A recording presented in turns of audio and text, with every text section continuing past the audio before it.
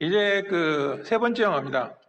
이만 어톤먼트의 어톤먼트라는 말은 속죄란 뜻이요. 속죄. 죄를 자기가 남한테 빌고 용서를 구하는 그러한 얘기인데요.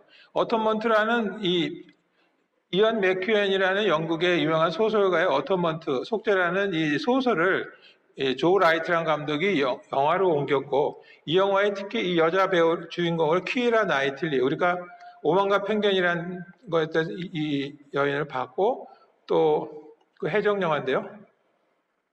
뭐죠 그게?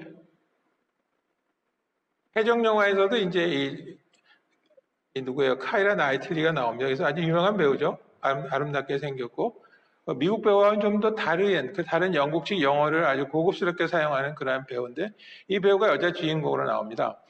그 다음에 이제 로비 터너라는 남자 주인공이 나오고, 이 둘의 사랑 이야기이기도 해요. 이 영화는 이제 좀 더 자세히 들여다보면 전체 3부로 이루어져 있습니다. 그래서 1부, 2부, 3부인데 2부에 이제 그 덩커크 얘기가 나오고, 1부는 왜 로비 터너라는 남자 주인공이 덩커크까지 가게 되는가를 설명해주는 앞 이야기예요. 그래서 이 일부의 스토리텔링을 보면 탈리아라는 집안, 그 영국의 한 시골에 그 시골의 가장 큰 귀족 집안이 이제 탈리아 집안인데, 그 탈리아 집안에서 가정부로 일하는 한 여인의 아들이 터너예요. 로비 터너, 남자 주인공이죠. 근데 이 터너가 이제 그 집안을 자주 드나들게 되겠죠. 그 다음에 그 주인 집에서 장학금을 받아서 이제 캠브리지 의대를 다니는 아주 수재이기도 하고요. 그런데 일이 꼬이다 보니까 이 터너를 좋아하는 사람이 한 명이면 좋겠는데 둘이에요. 예를 들어서 얘가 아니라 영화에서 이 탈리아 집안에 딸이 둘이 있는데 둘 다 이 터너를 좋아하게 돼요. 큰딸 세실리아 말고 그 당시 한 열 몇 살밖에 안 되는 막내딸 브라이언이조차도 이 터너를 사랑하게 돼요. 이렇기 때문에 바로 여기에서 이 로비 터너의 그 비극이 시작되고 결국 로비 터너가 덩커크에서 죽게 되는데, 어느 날 이 탈리아 집안에 파티가 벌어지는데 여기에 그 놀러온 이 집안의 친척 여자아이가 밤에 산책을 나갔다가 그 성폭행을 당해요. 즉 강간을 당하게 되는데, 그것을 이 브라이언이가 우연히 목격을 하는데 그 범인으로서 아무 상관이 없는 로비 터너를 지목해요. 즉 위증을 하는 거죠. 그래서 경찰에게 저 사람 로비 터너가 바로 성폭행의 범인이라고 얘기를 함으로 해서 아무것도 몰랐던 로비 터너는 갑자기 잡혀가서 감옥으로 가게 돼요. 여기서 이제 1부가 끝나게 돼요. 2부는 이 로비 터너가 4년형을 이제 선고받고 징역살이를 하다가 국방부가 전쟁이 일어나니까 이 죄수 중에서 군대에 가서 그 복역을 하면은 그 4년형을 받았는데 그것을 면제해 주겠다는 제안을 하게 되고, 그것을 이제 로비 터너는 받아들여서 군에 가게 돼요.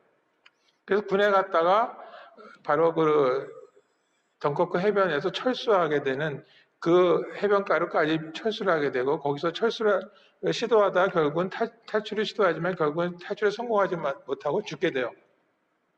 그 다음에 3부는 이 작가가 된 이 브라이언이 막내딸이 작가가 되는데, 이 작가가 자기가 이제 잘못한 위증을 해버려서 이 로비 터너를 사랑했던 자기 언니의 삶을 완전히 망가뜨리게 되죠.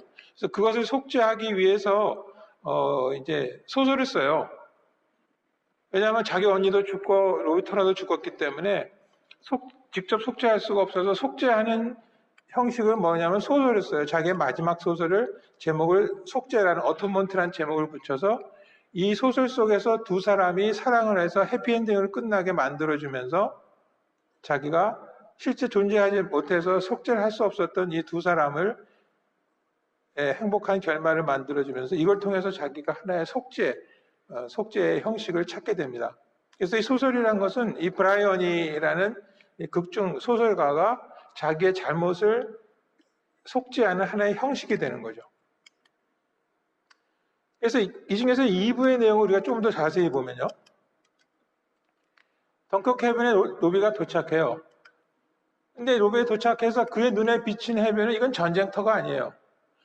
같이 왔던 또 다른 분대원이 딱 와서 보고는 이게 무슨 전쟁터냐? 마치 성경 속에 나타난 한 장면 같다라고 그래요.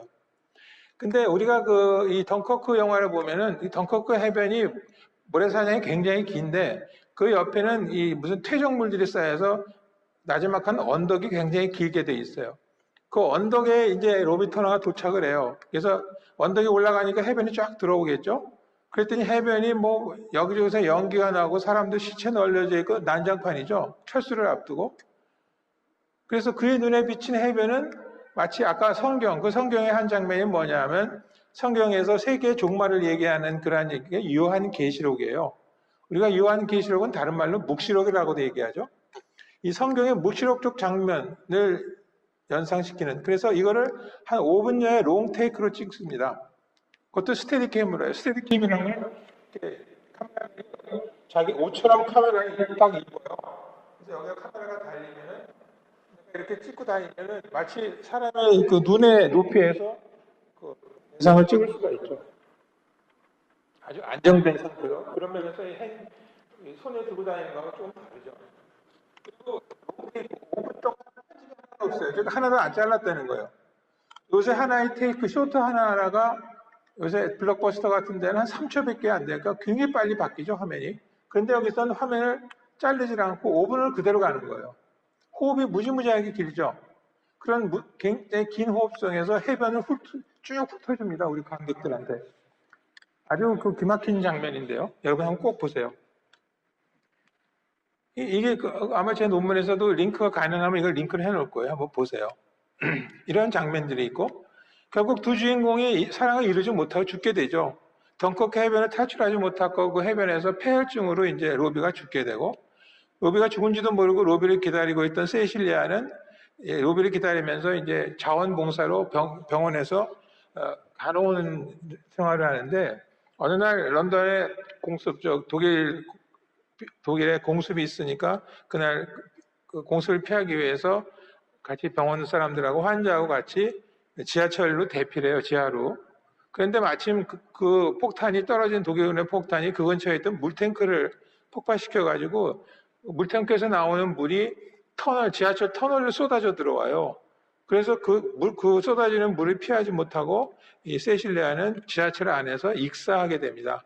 그래서 이 둘이 결국 둘이 만나지도 못하고 그냥 따로따로 죽게 되죠. 서로가 서로를 찾으면서 너무 애틋한 사랑을 하게 된 거죠. 그래서 이렇게 브라이언이가 이 둘을 소설 속에서 만나게 해준 게 바로 이 3부 이야기.